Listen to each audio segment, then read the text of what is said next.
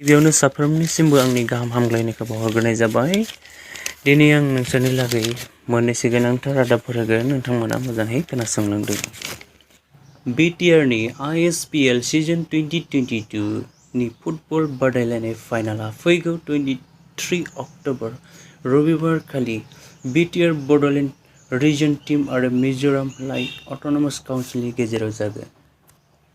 मैया आर्मिनि हेलिकप्टारआ अरुणाचल प्रदेशनि चाइना बर्डारनि खाथियाव क्रास जायो आरो बेयाव गासै 7 सुबुंफोर दंमोन आरो 3खौ नागिरना मोनाखै, दासिमबो 2खौ नागिरनानै मोनबाय होननानै मोनथिनाय जादों।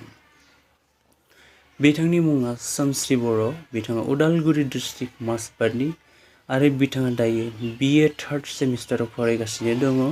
बिथाङा बुंथिनाय बायदिब्ला थांलाय फैलाय बिथाङा जोबोद खस्थ'यै फरायगासिनो दङ। दायो न'नि हालोदाबो मोजां नङा होननानै बिथाङा बुंदों। बिथाङा बिटिसिनि गाहाय सार प्रमद बर'निसिम गावनि जिउ खुंलांनायनि थाखाय, न'खरखौ नायनो थाखाय फिसा मोनसे जब फैब्ला मोजांमोन होननानै बुंथियो। खावलायनो सानो जे जोंनि दा बिटिआरनि प्रमद बर' सारखौ जाहाथे आंनि आथिं आखाइ गैयैखौ नुनानै सारा आंखौ अनो, माने अननानै आंनो फिसा फिसौ साख्रि बा जब होबाबो आं माने लागौमोन, माने गोजोननाय मोनगोन। माने आं दायो जोबोद दुखु खस्थ'जों फरायगासिनो।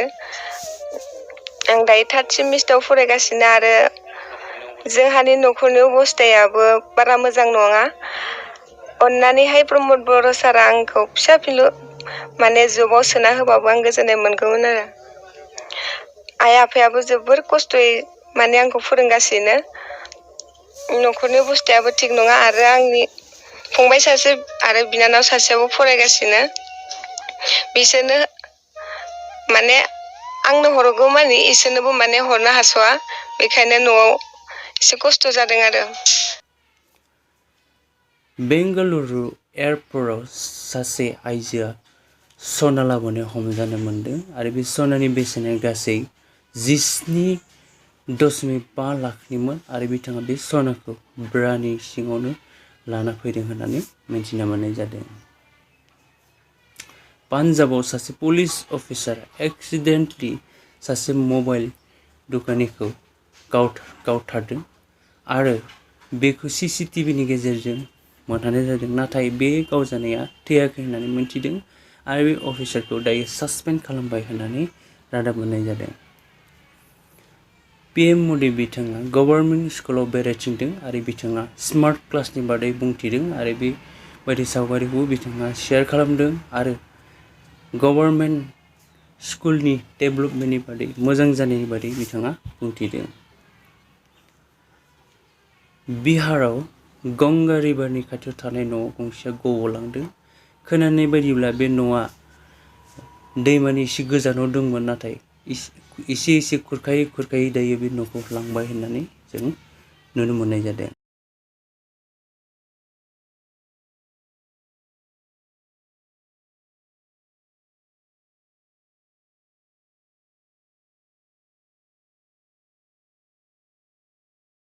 बिटिआरनि डिपुटि चिफ बिथाङा पृथ्वीराज बिथांनि बागै बुंदोंमोन, नाथाय दायो पृथ्वीराज बिथाङा बिथांनि एगेन्स्टै जोबोद खोथा बुंथिदों, बिथांखौ जोबोद नेवसिनानै खोथा बुंदों। नोंथांमोना बेखौ खोनानो हागोन आरो ससियेल मिडियायाव नोंथांमोना बहुतानो नुबाय जानांगौ। बे ससे भिडिअ नोंथांमोना नायनो हागोन।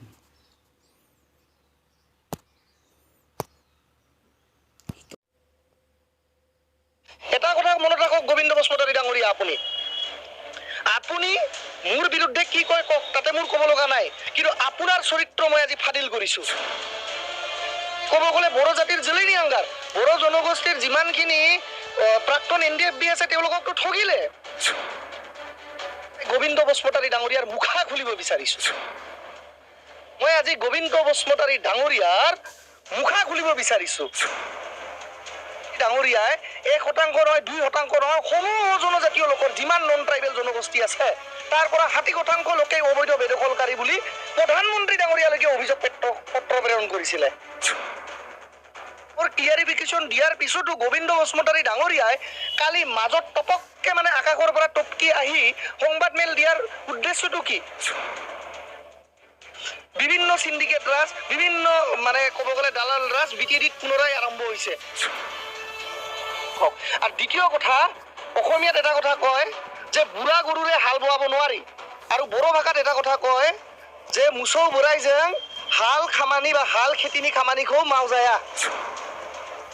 চাওক, যোৱাকালি গোবিন্দ বসুমতাৰী ডাঙৰীয়া, যি এগৰাকী নিজে NDFBৰ প্ৰাক্তন সভাপতি আছিলে, তেওঁ যোৱাকালি ওদালগুৰিত এক সংবাদ মাধ্যমৰ জৰিয়তে সংবাদ মেল আয়োজন কৰি তেওঁ কৈছে যে পৃথ্বীৰাজ নাৰায়ণ দেৱ মেচ হেনো BTRত জুই জ্বলাব বিচাৰিছে বা পৃথ্বীৰাজ নাৰায়ণ দেৱ মেচ কাৰোবাৰ এজেণ্ট হিচাপে কাম কৰিব বিচাৰিছে। কিন্তু আজি মই তথ্য সহকাৰে গোবিন্দ বসুমতাৰী ডাঙৰীয়াৰ মুখা খুলিব বিচাৰিছোঁ। জনজাতীয় লোকসকলৰ আগত মই আজি গোবিন্দ বসুমতাৰী ডাঙৰীয়াৰ মুখা খুলিব বিচাৰিছোঁ।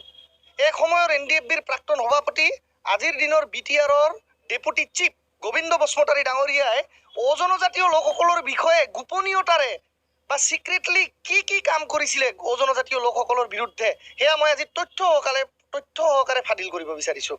এই চাওক, এইখন লেটাৰ दिनैनि रादाबा एसेनोसै। भिडिअखौ नायजोबनायनि थाखाय आंनिफ्राय साबायखर बावहरनाय थाबाय। आरो भिडिअखौ मोजां मोनबायबा लाइक खालामदो, शेयार खालामदो आरो साबस्क्राइब खालामनो दाबाव। गोजोन्थों।